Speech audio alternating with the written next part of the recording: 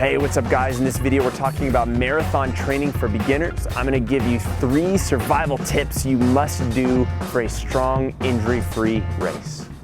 Okay, your first survival tip is to avoid the gear trap, the gear solution that if I have a problem, some piece of running equipment is going to solve it for me. Now, that's not to say that running shoes are important, they're crucial, but in this tip, this survival tip, it's all about learning how to fix your own body. And I just want to talk about your feet for a second. Now, it's very common when you start training more and that mileage goes up, that your feet start to get a little sore, they start to get achy, you could have pain around the heel, the Achilles, underneath the foot, and it could actually radiate further up into your shins, your calves, your knees. And the most common thing is to go to a running shoe store and say, hey, I'm in the wrong shoes, I need to get in the right ones. Or I need to get a pair of orthotics. Or I need to get a little strap around my knee. Or.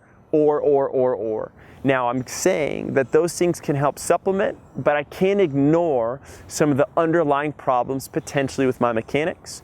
And I can't ignore that, hey, I play an important role in taking care of maintaining my own body so that I continue to run well. And if I do that, I'm going to continue to run really well through my whole training program. So let's talk about your feet, for example. Now, I have some toys with me. They're down here on the ground. We're going to show you there. And I'm going to show you how I could use, let's say, a coffee cup, or one of my favorite products is called the Yoga Tune-Up Ball. They're these kind of soft, slightly tacky balls about the size of a lacrosse ball that are great for mobilizing your feet. This is 2 of them together in a little case. I'm just going to leave them in there for now, but you could pull out a single one as well. Let's say I've got some issues with my foot.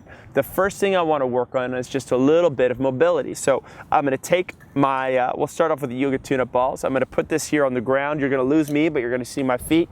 I'm going to take my shoe off, and I'm actually just going to work on rolling out my foot just through here. And we can keep it really simple. I've got a little pain in my foot. All I need to work on is just where that pain is, just moving this around for 1 to 2 minutes.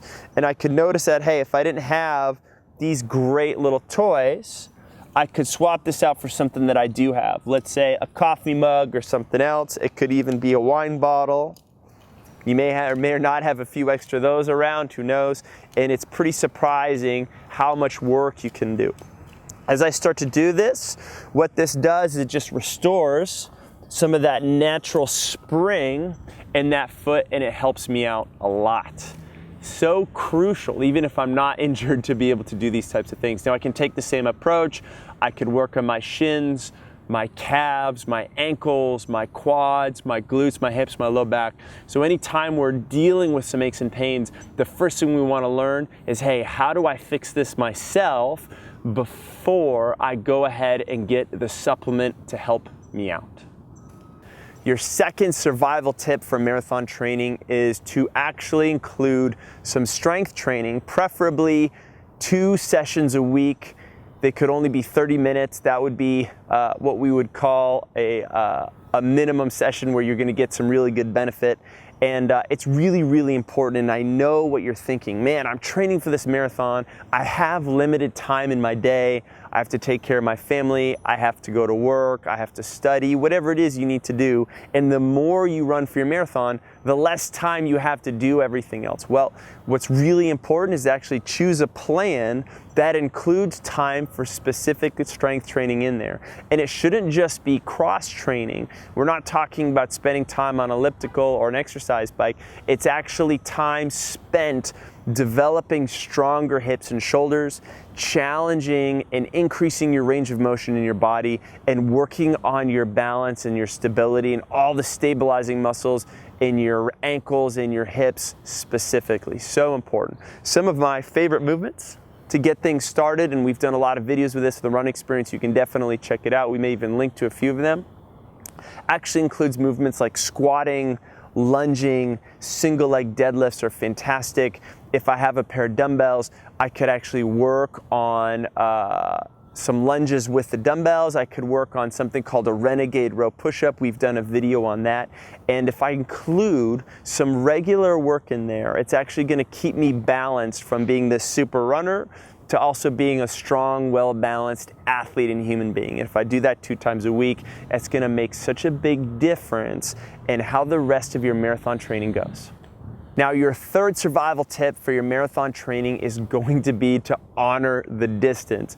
26.2 miles is far, and it's no accident that a lot of professional runners who've been running competitively high mileage for 5, 10, 15 years at times, they wait that long before they debut at the marathon. It's because it's such a long distance, it's so punishing, and it actually takes a decent amount of time and, shall we say, seasoning to get not only our body ready to handle that, but our mind ready to handle that as well. And it relates back to our earlier tips, because here's the drill. A marathon is too long for nothing to go wrong, both in the race and in the process of leading up to train for that race. So it's not just about hoping and praying that nothing bad happens. It's when things do happen that aren't great, that you have the experience and the knowledge and the resources to deal. The best way to get those resources and that skill set is to actually train shorter distances first. Include some 5Ks, include some 10Ks, include some half marathons.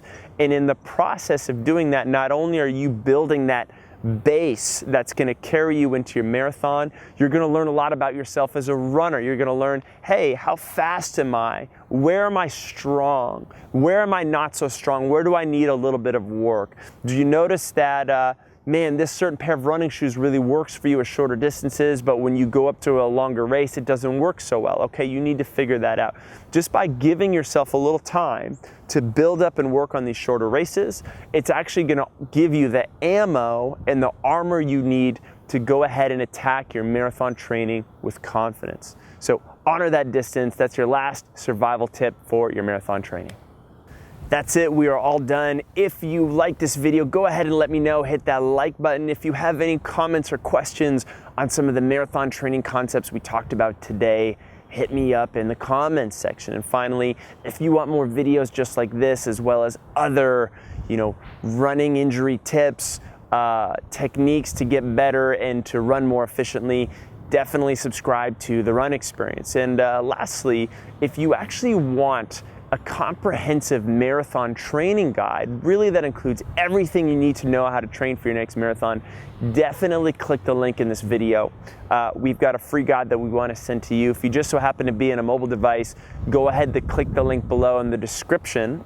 And either of those links is going to take you to the same place. Once you're on that site, all you need to do is enter your name and your address, and we'll be able to personally send you that marathon guide.